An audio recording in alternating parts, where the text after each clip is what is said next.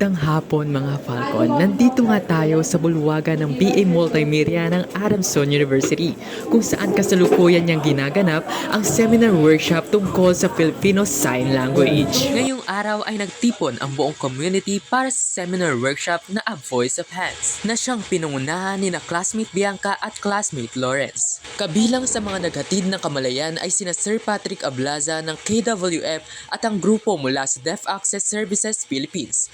Sila ay nagbahagi ng ilang hand gestures upang makatulong sa pakikipag-ugnayan sa deaf community. Nagtapos ito sa isang malawak na pagbibigayan ng diskusyon.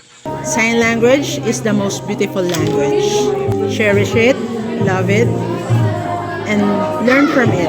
And as a future media practitioner, nakita ko yung importance na laging isama sa ating mga content, mga sign languages, kasi kailangan natin maging diverse.